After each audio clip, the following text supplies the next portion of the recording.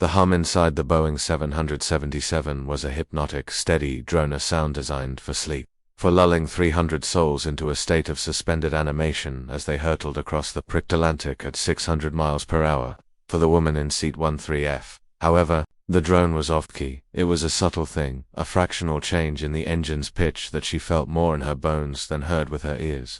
She glanced out the window, not at the endless blue of the sky or the white carpet of clouds below, but at the massive General Electric engine slung under the wing. She watched the precise, almost imperceptible vibration of the nacelle. Something was wrong. The flight, Global Air 447 from Paris to New York, had been smooth for the first 3 hours, but then came the turn.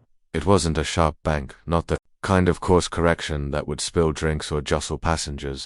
It was a slow, deliberate, and utterly silent deviation from their projected flight path. A long, gentle arc to the north. She knew their route. She had memorized it before boarding, a habit she could never break. This was not the route. She pulled up the flight tracker on the seatback screen.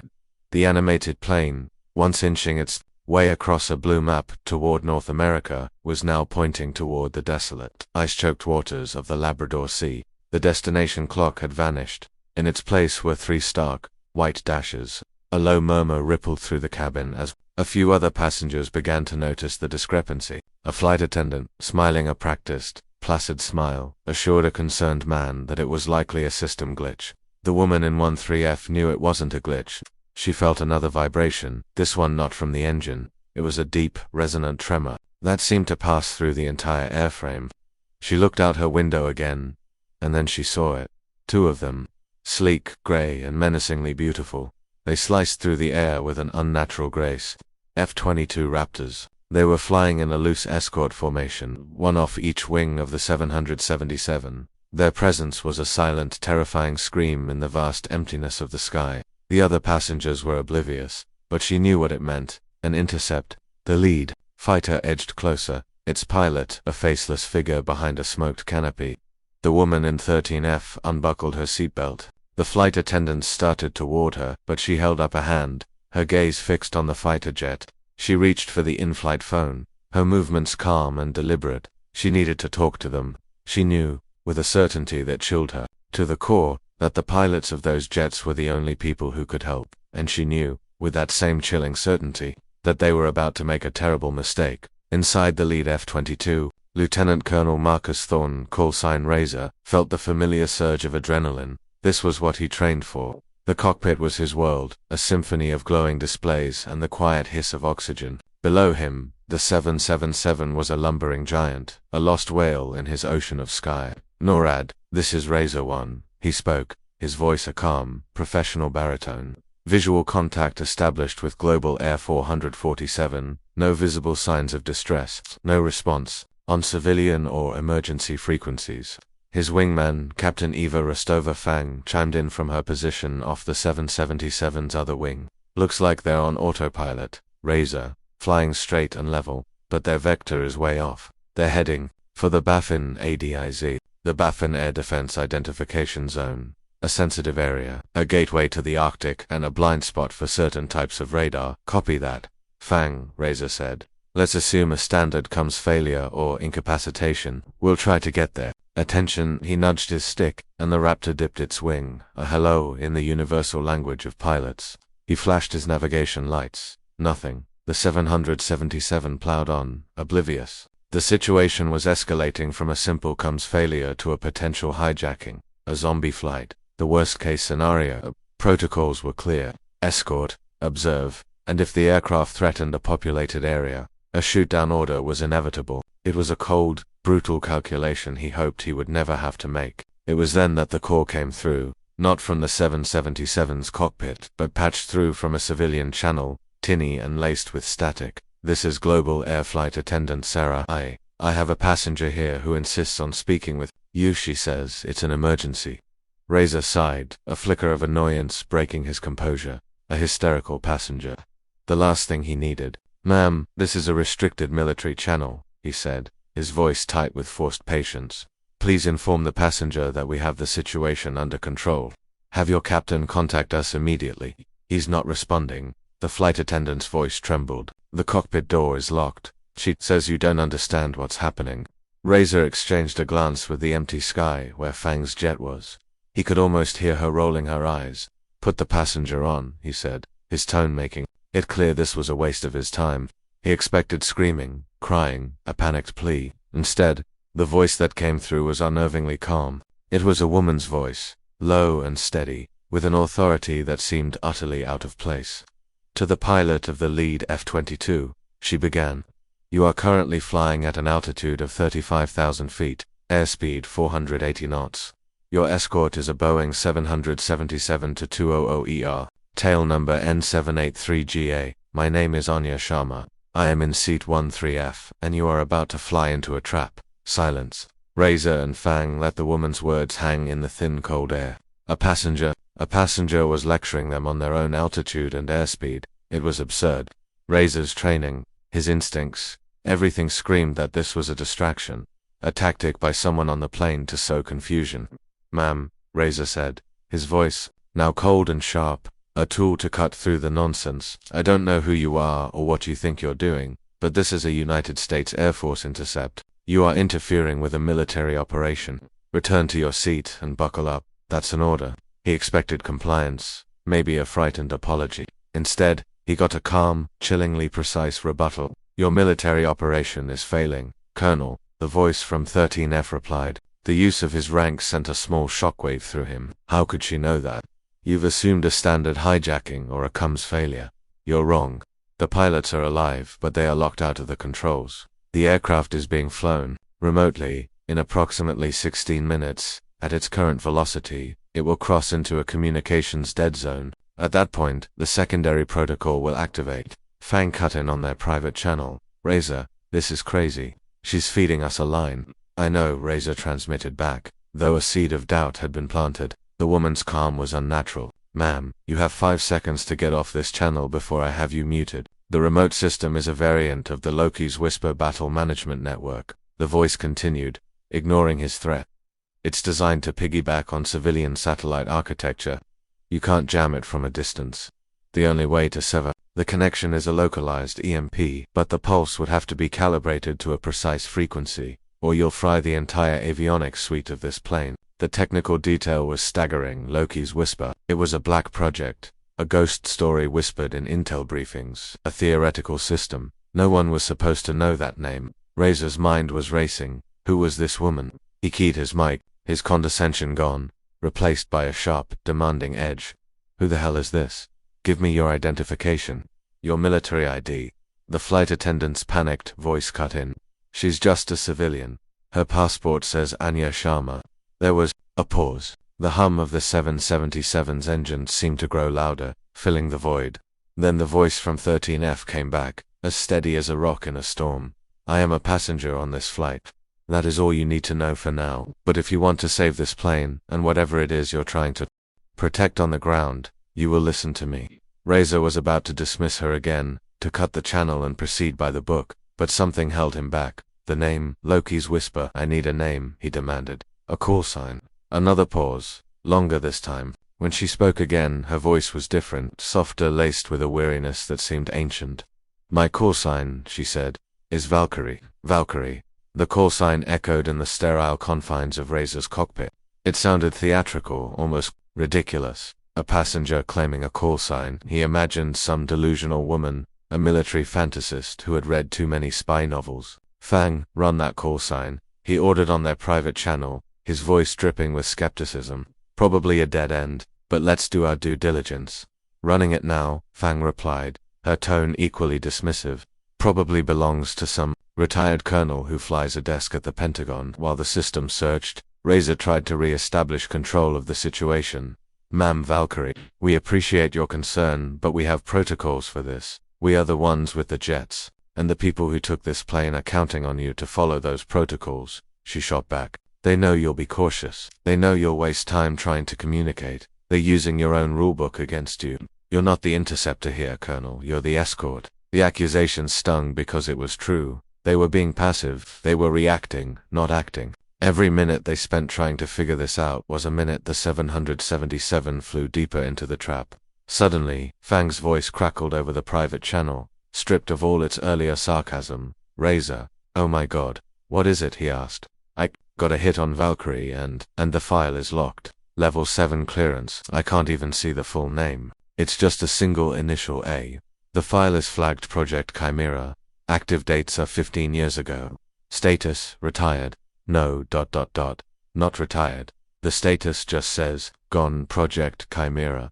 Another ghost. A program so secret it was officially denied to exist. It was a test pilot program for the most advanced, most experimental aerospace vehicles in the world. The pilots of Chimera were legends, myths. They were the ones who flew the prototypes that were decades ahead of their time. The ones who pushed the boundaries of what was possible. They were considered the best of the best, a breed apart, and then, they had all vanished from the records. Razor looked out at the civilian airliner at the tiny window of seat 13F. He was no longer looking at a passenger. He was looking at a ghost. His entire perception of the situation shifted, the ground falling away from beneath him. The mockery, the annoyance, it all evaporated, replaced by a sudden, chilling sense of awe and dread. He keyed his main comms channel, his throat dry. The arrogance was gone from his voice, replaced by a tone he hadn't used since he was a cadet speaking to a general. Ma'am, he said, the word now a mark of genuine respect. Valkyrie, stand by. We are re-evaluating 15 years earlier. The sky over the Mojave Desert was a searing, bleached-out blue. Inside the cockpit of the experimental X-47, a craft that looked more like a shard of obsidian than an airplane, a younger Anya Sharma watched the curvature of the Earth. Her call Sin wasn't yet Valkyrie. Here, in the black-walled hangars and sun-blasted runways of Groom Lake, she was known as Nyx, the goddess of night, for her ability to fly missions in absolute darkness, guided only by instruments and instinct. She wasn't just a pilot. She was an architect of the sky. She worked with the engineers, her hands greasy, her mind sharp, helping to design the very systems she would later push to their breaking point. Her specialty was the neural interface, a system that allowed her to fly the craft not just with her hands, but with her thoughts. The X-47 was an extension of her own body. Today's test was the reason for Project Chimera's existence. They were attempting a suborbital hop, a hypersonic flight that would take her to the edge of space and back in under an hour. It was dangerous, unprecedented, and officially, it was not happening.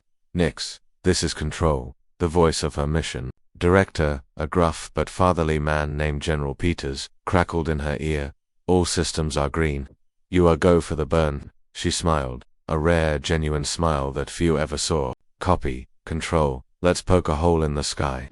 She engaged the scramjet. The acceleration was brutal, a physical assault that would crush a normal pilot. But Anya was not normal. She embraced the G-forces, her body and mind in perfect sync with the machine. The world outside dissolved into a blur of blue and white. She saw the stars, not as distant twinkles, but as sharp, brilliant diamonds scattered on black velvet. It was a place of profound silence and beauty. It was on the re-entry that it happened. A cascade of system failures. An engine flamed out. The heat shields began to buckle. The automated systems screamed at her to eject. But ejecting meant the X-47, a multi-billion-dollar secret, would be lost. She ignored the warnings. She shut down the automated systems and took manual control, a feat the engineers had sworn was impossible. She flew the X-47 not as a plane, but as a falling rock, using its damaged control surfaces to guide its descent. She wrestled it through the atmosphere, the airframe groaning in protest. She landed it on the dry lake bed, a perfect dead-stick landing, and skidded to a stop not 20 feet from the emergency crews. When they pulled her from the cockpit, she was calm, her only comment a dry remark about the coffee being cold. It was General Peters who gave her the new call sign that day. Nyx is too gentle for you, he had said, his voice thick with emotion. You don't just fly through the night, you decide who lives and who dies up there. You're a Valkyrie. The NORAD command center deep within Cheyenne Mountain was a cathedral of technology. A place usually defined by calm, measured control. Now, it was chaos. The information from Razor 1 had sent a shockwave through the entire North American defense apparatus. Valkyrie, the name was whispered from station to station. General McKinnon, the commander on duty, a man with a face carved from granite, stared at the main screen. On one side was the tactical display showing Global Air 447 and its F-22 escort. On the other was the sparse, heavily redacted file of a ghost. I want to know everything, McKinnon barked. Who is she? Why is she on that plane? And what the hell is Loki's whisper? An intelligence officer, pale and sweating, spoke up. Sir, Loki's whisper was a DARPA project from 20 years ago. A remote piloting system. It was designed to take control of any aircraft, military or civilian. The project was officially terminated. The lead programmer was a Dr. Anya Sharma. McKinnon's eyes narrowed. The passenger in 13F. One and the same, sir. After the project was shut down, she joined the Air Force, was recruited into the Chimera program. She was the best they had. Then, 15 years ago, she walked away, vanished. Another analyst chimed in, his voice urgent. Sir, we've analyzed the 777's flight path. It's not random, it's taking it directly over a relay station for the new Aegis automated defense grid. The room went cold. The Aegis grid was the new backbone of America's defense. A network of satellites, drones, and automated missile batteries, all controlled by a central AI. It was the most advanced, and most dangerous, weapon system ever created. My God, McKinnon breathed. The 777 isn't the target. It's the key. They finally understood. The hijackers weren't after the plane, they were using it. The Loki's whisper system was using the massive civilian aircraft as a flying antenna. When it reached the precise coordinates, it would broadcast a handshake code, a digital key to unlock the Aegis grid. Whoever was behind this wasn't just hijacking a plane, they were attempting to seize control of the entire US military arsenal. The stakes had just gone from 300 passengers to 300 million people. McKinnon looked at the tactical display, at the three tiny icons moving across the vast blue map, a commercial airliner and two fighter jets. The fate of the world rested on them. And on the woman in seat 13F, he made a decision, one that would rewrite every rulebook he had ever known. He grabbed a microphone. Get me Razor 1 now.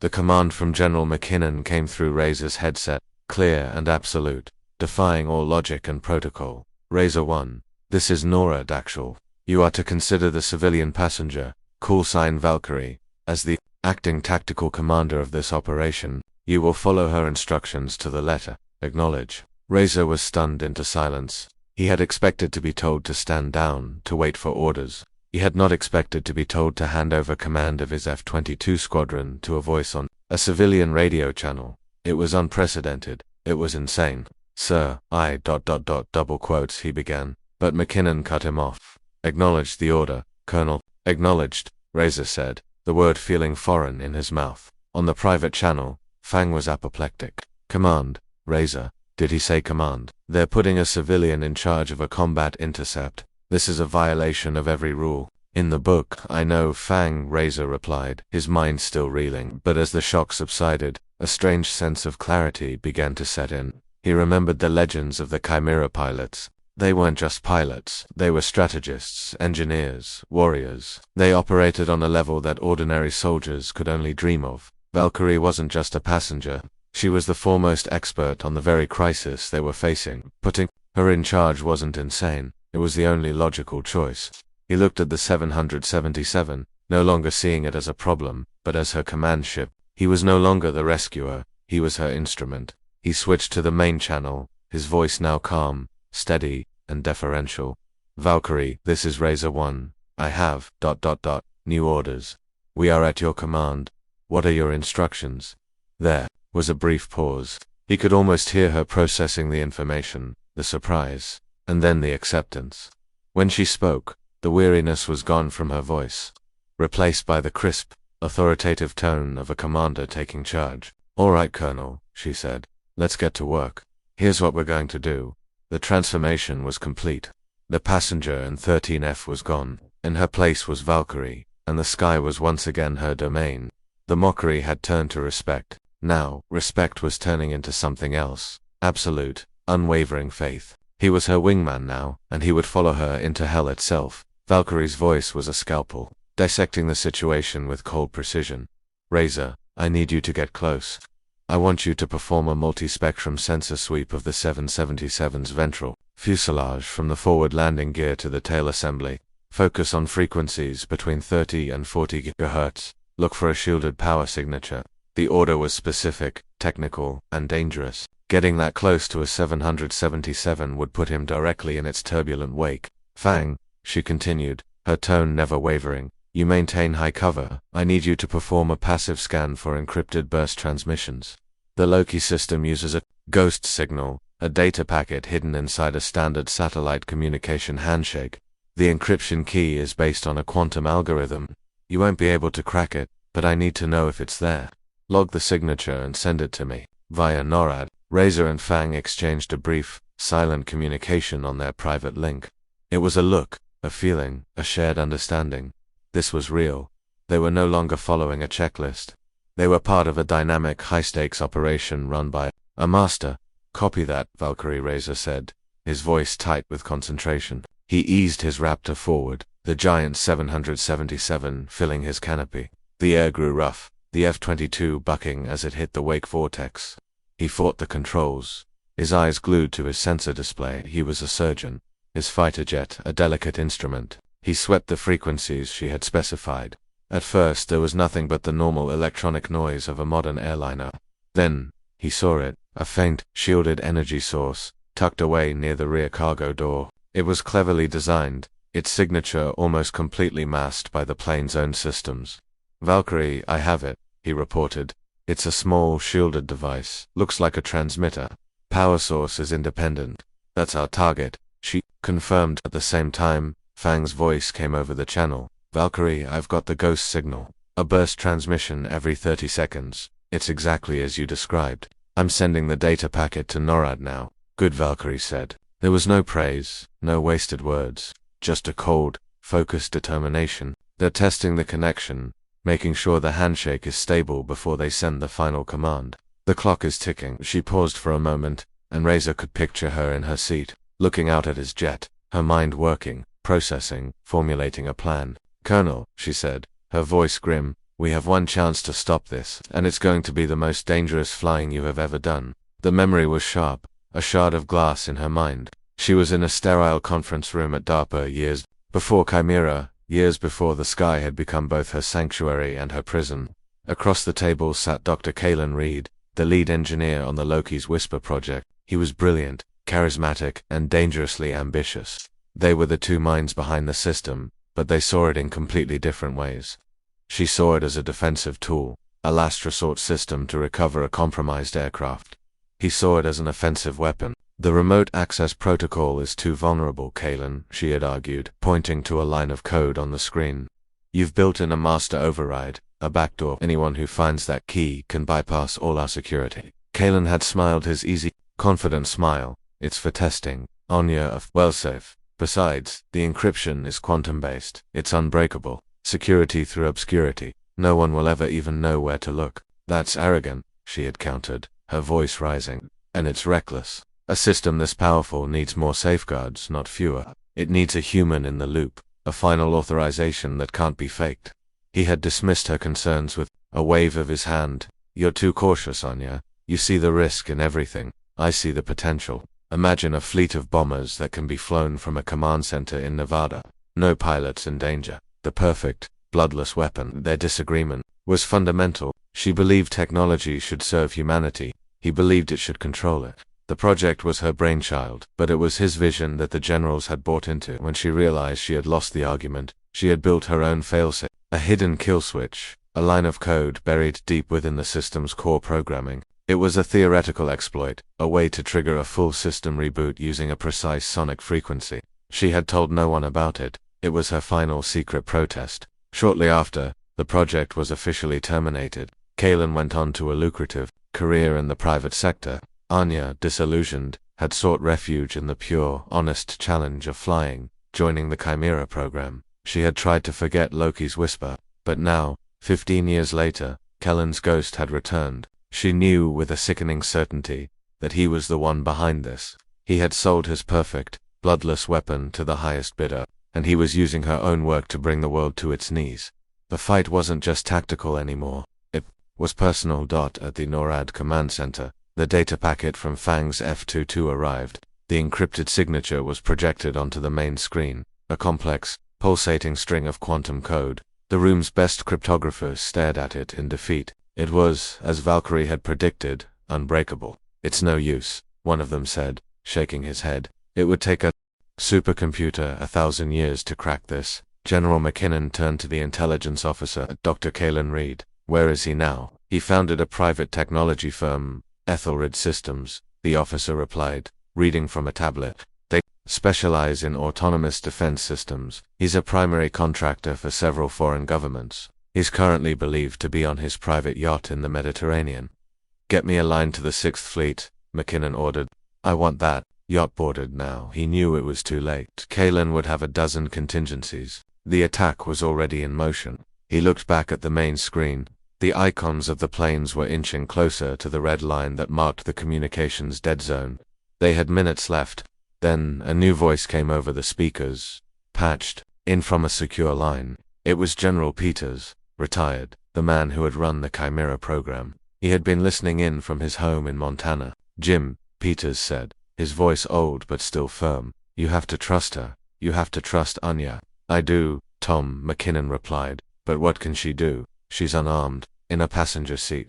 You're not thinking like she does, Peters said. She doesn't see the F-22s as just fighters. She sees them as tools. She used them in ways their designers never imagined. She was the one who wrote the book on asymmetrical warfare in the aerospace domain. She invented it. He paused, and she was the one who wrote the core code for Loki's Whisper. She knows its weaknesses because she designed them. She was always paranoid, always had a backup plan, a way out. The room fell silent, everyone listening to the old general. This isn't just a hijacking, Jim, Peters continued, his voice low and grave. This is a duel between the two people who created this monster, and Anya never loses. McKinnon looked at the screen, at the call sign Valkyrie next to the passenger manifest. The name suddenly made perfect sense. In the old myths, the Valkyries didn't just choose the slain, they were warrior goddesses. And Anya Sharma was going to war. All right, Razor, Fang, here is the plan. Valkyrie's voice cut through the tension, a beacon of clarity in the chaos. The transmitter on the 777 is shielded against conventional jamming, but it has a weakness. It's vulnerable to a very specific, very narrow-band electromagnetic pulse. We're going to create one with our planes, Fang asked, her voice a mixture of awe and disbelief. Our systems aren't designed for that. Not with your standard systems, Valkyrie confirmed. We're going to turn your plane's radars into directed energy weapons. It's a theoretical application, something we worked on in the Chimera program. We called it the Resonance Cascade. She laid it out for them. They would have to fly in a precise formation, one on each side of the 777, dangerously close. They would then have to synchronize their radar emissions, focusing them on the exact location of the transmitter. The overlapping radar waves, if perfectly timed and modulated, would create a resonance effect, a feedback loop that would generate a powerful, localized EMP. The pulse would be just strong enough to fry the unshielded electronics of the transmitter, without affecting the hardened systems of the 777 or the F-22s. The maneuver requires absolute precision, she warned. You'll need to maintain a distance of no more than 50 feet from the 777's fuselage. Your airspeeds must be matched to within a tenth of a knot. The timing of the radar burst has to be synchronized down to the microsecond. If you are off by even a fraction, it could fail. Or worse, it could damage the 777's control surfaces. Razor felt a cold sweat trickle down his back. Flying 50 feet from a 777 in its own turbulent air was a recipe for disaster. Synchronizing a radar pulse in a way that had only ever been done in a simulator was pure science fiction. He was being asked to perform an impossible balletic maneuver with a 30-ton fighter jet, a maneuver where the slightest mistake would kill everyone. He looked out at the massive civilian plane, at the rows of dark windows, hundreds of people, completely unaware that their lives depended on him, on Fang, and on the calm voice of a woman he had never met. He thought about the rulebook, pages and pages of regulations that governed his life, and he threw them all away. This was beyond the book. This was the realm of legends. The private channel between Razor and Fang crackled to life. 50 feet. Razor. Fang's voice was strained. The wake turbulence alone could rip a wing off. This is beyond reckless. It's suicidal.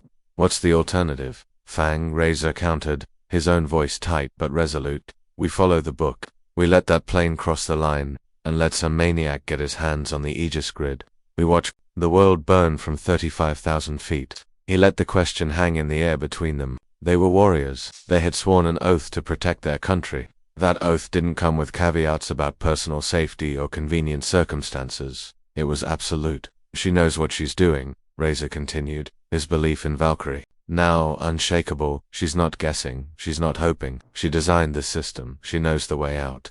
We just have to trust her. He could feel Fang's hesitation, her internal battle between years of training and the raw, terrifying reality of the moment. She was a good pilot, one of the best, but she was a pilot who followed rules. Valkyrie was asking her to break them, or think about it. Fang, Razor, urged, when we get back, if we get back, we'll probably be marshaled, but we'll be alive and we'll have done our duty. If we don't do this, there might not be a country to court-martial us in. There was a long silence, broken only by the hiss of their oxygen systems. Razor waited. The decision had to be hers as well. He could not order her to do this. Finally, her voice came back, the doubt gone, replaced by a steely resolve that matched his own. Okay, Razor, I'm in, let's dance with the giant, he felt. A surge of pride and relief. They were a team. He switched back to the main channel, his voice ringing with a newfound confidence. Valkyrie, Razor 1 and 2 are ready. We're with you all the way. Talk us through the maneuver. Copy that, Razor, she replied, her voice approving. Let's begin. Get into position. I'll be your eyes.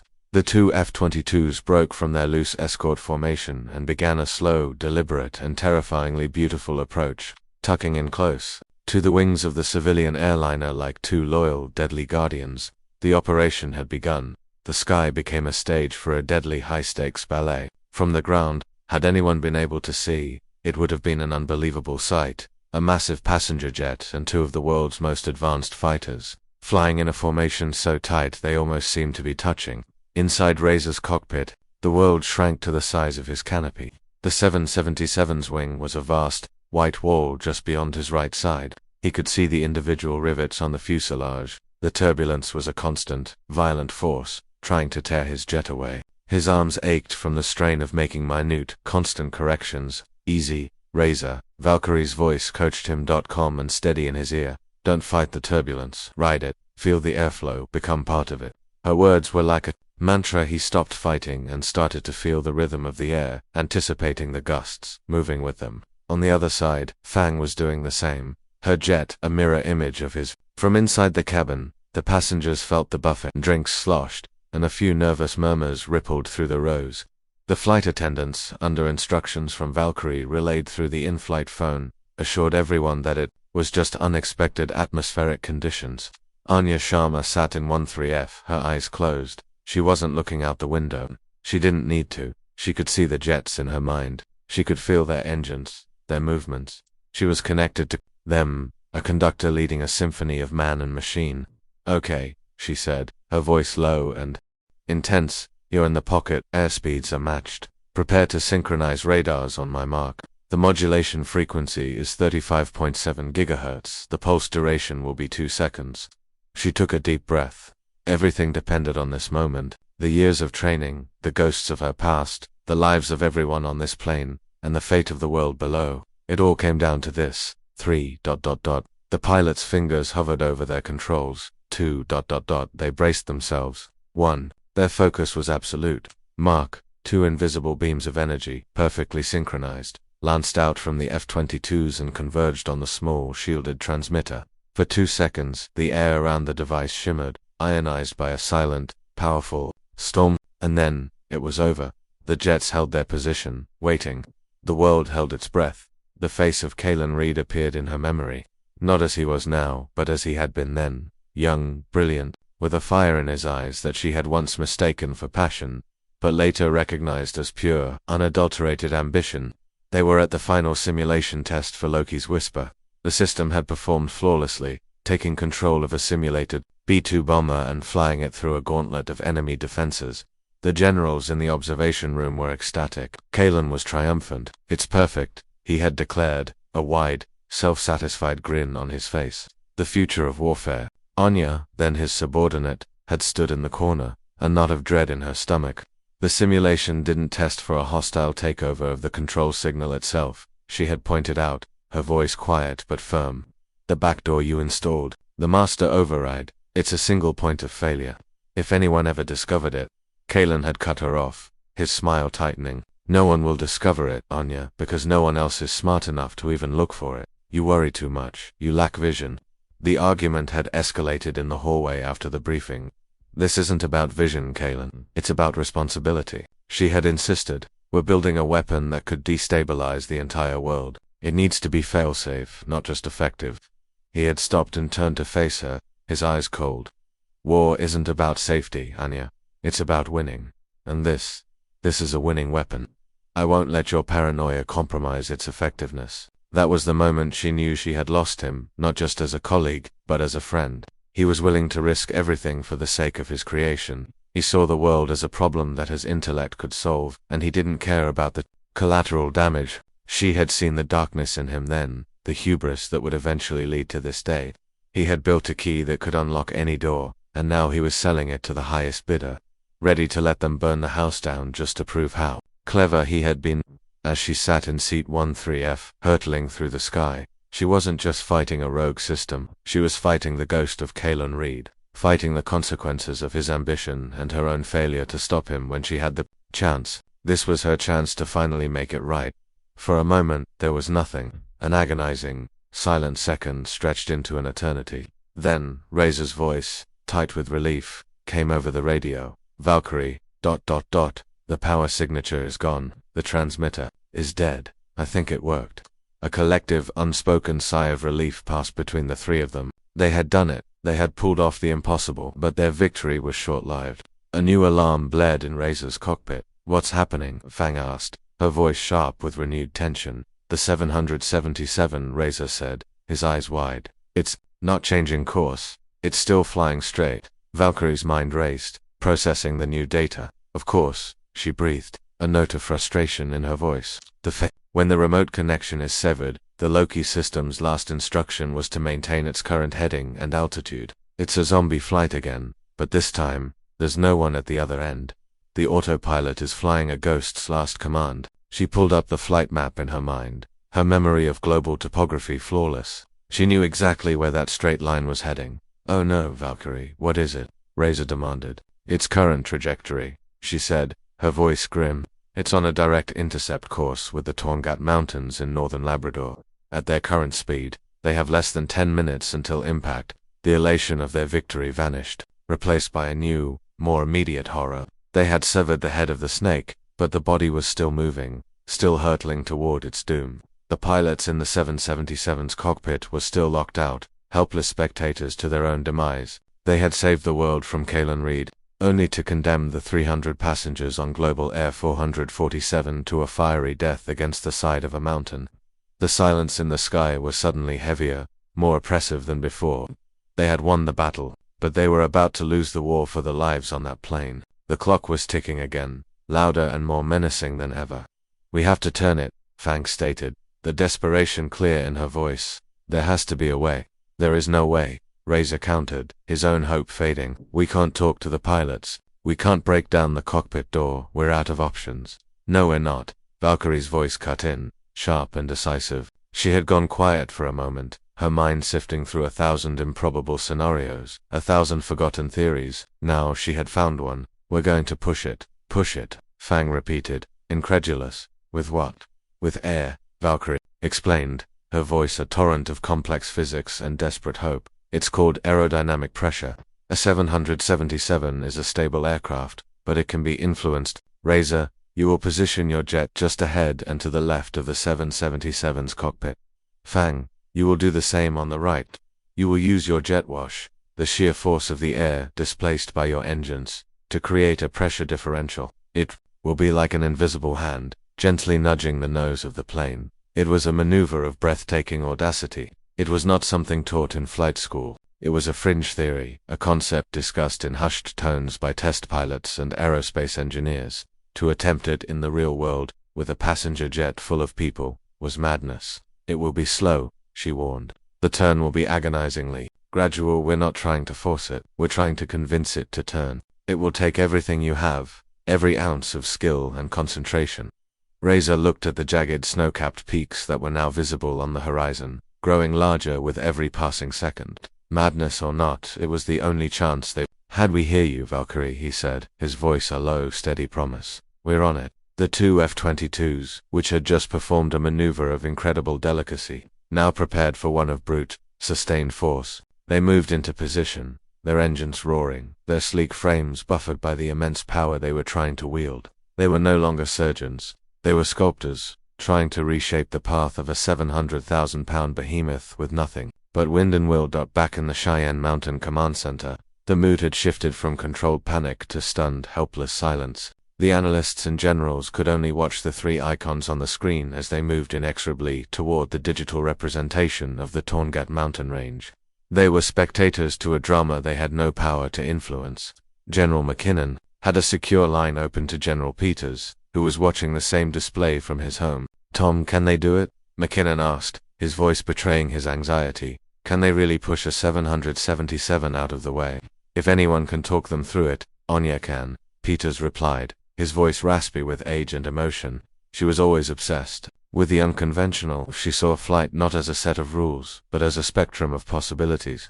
She used to say that any plane could do anything, if you just knew how to ask. He paused, his mind clearly drifting back in time. "You know why she left, Jim? It wasn't just about Kalen Reed and Loki's whisper. It was about us, the system. We tried to put her in a box. We saw her as a weapon, a tool. We never saw the person." He told McKinnon about her life after Chimera, how she had tried to disappear to live a normal life. She had worked as a consultant for commercial airline safety, trying to use her knowledge to save lives in a different way. She had shunned the military world, shunned the fame and the accolades that would have been hers. She never wanted to be a hero, Peters said, his voice thick with regret. She just wanted to fly. And to be left alone. We took that from her. And now we're asking her to save us all over again. The staff in the command center listened, their respect for the anonymous woman in 13F growing with every word.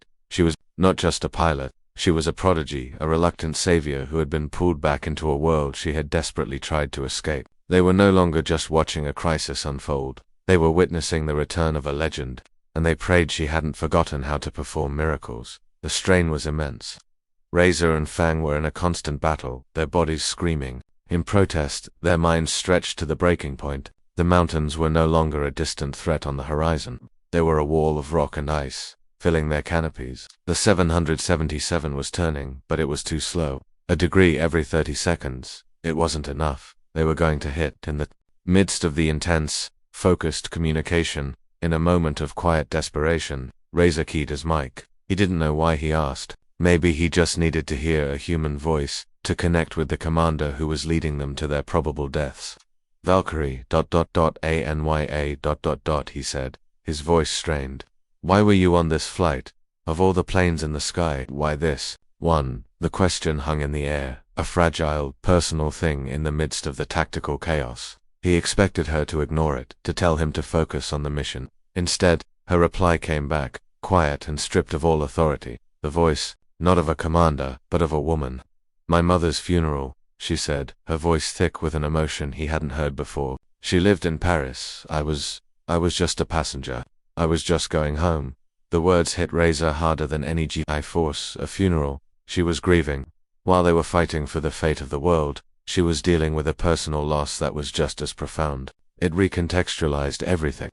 She wasn't a ghost from the past, a stoic legend. She was a daughter, mourning her mother, trapped in a nightmare that was a twisted echo of her own past. She was fighting for them, for the passengers, while carrying a weight of her own that was heavier than any airplane. A profound, aching silence descended. The roar of the engines, the scream of the wind, it all faded away. In that moment, there were just three people, connected by a shared, desperate humanity, facing the end together. The respect Razor felt for her deepened into something more, something akin to reverence. He was no longer just following a commander. He was flying for Anya Sharma, the grieving daughter in seat 13F, and he would not let her down. The memory was soft, a warm, comforting light in the darkness of her past. She was sitting with her mother in a small garden in Paris, years after she had walked away from Chimera. The scent of lavender was in the air. Her mother, a woman with kind eyes and a gentle strength, was holding her hand. Anya had just confessed everything: the guilt over Loki's whisper, the burden of the secrets she carried, the feeling that she could never truly escape the world she had left behind. "You can't carry the weight of the sky forever, Anya," her mother had said, her voice a soothing balm. "It's too vast, too heavy. One day you'll have to learn to let it go. You have to forgive yourself." Forgive herself. The thought had seemed impossible then, but now, with the roar of the engines in her ears and the shadow of the mountains looming, Her mother's words came back to her with a sudden, startling clarity. She wasn't just fighting Kellen's legacy, she was fighting her own. The guilt, the regret, the feeling of responsibility. It was a cage she had built around herself. The mountains ahead were not just a physical obstacle. They were a manifestation of her past, a wall she had to break through. And in that moment of clarity, an idea sparked a long shot. A ghost in the machine she herself had created. The kill switch, the sonic reboot code. It was a desperate, theoretical exploit she had buried in the system's core, a way to force a hard reset. She had never tested it. It was too dangerous, but now there was nothing left to lose. "Razor Fang, I have a new plan," she said, her voice suddenly alive with a renewed, fierce energy. "It's a long shot, but it's all we have. I need you to create a sonic resonance. You're going to use your engines, modulating the thrust in a specific sequence. It will create a frequency that might, just might, trigger a system reboot on the 777. It was the ultimate gamble. It could tear the plane apart, or it could save them all. Send me the sequence," Razor replied without hesitation. There was no more doubt. There was only trust. As she relayed the complex sequence of engine commands, Anya Sharma finally understood what her mother meant. She was letting go, not of her responsibility, but of her guilt. She was no longer a prisoner of her past. She was its master. The sound was unlike anything Razor had ever heard. It was a deep, guttural hum that vibrated through his very bones. He and Fang modulated their engines in perfect sync, following Valkyrie's commands, turning their F-22s into massive, flying tuning forks. The air itself seemed to groan under the strain of the sonic pressure they were creating. Inside the 777, the passengers felt it as a deep, unsettling vibration. The lights flickered, the seatback screens went dark, and then, silence. The deep hum of the engines changed pitch, settling back into their normal, steady drone. On the flight deck of the 777, the screens, which had been frozen for hours, suddenly blinked and came back to life. The controls, once unresponsive, were now active. The captain, a man who had been a helpless prisoner in his own cockpit, grabbed the yoke. "I have control," he yelled into his microphone. "Global Air 447, I have control." He banked the plane, hard, pulling its nose up and away from the mountain face that filled his windscreen. They cleared the highest peak by less than 100 feet. The crisis was over. The aftermath was quiet, almost surreal. The two F-22s escorted the 777 to a secure military airfield. As the passengers deplaned, confused but safe, Anya Sharma was met at the bottom of the stairs not by FBI agents, but by General McKinnon and an older, frail-looking man she recognized instantly. General Peters. He didn't say anything. He just looked at her, his eyes filled with a pride and regret that spoke volumes. McKinnon simply nodded. "Welcome back, Valkyrie," he said softly. From the tarmac, Razor and Fang stood by their jets, their helmets off. They watched the woman from 13F. They didn't see a passenger. They didn't see a grieving daughter. They saw the legend that had been whispered about in briefing rooms and late-night hangar talks. They saw the ghost who had come back to save them. Or Anya looked past the generals, past the two pilots, and up at the vast, empty sky. It was no longer a weight.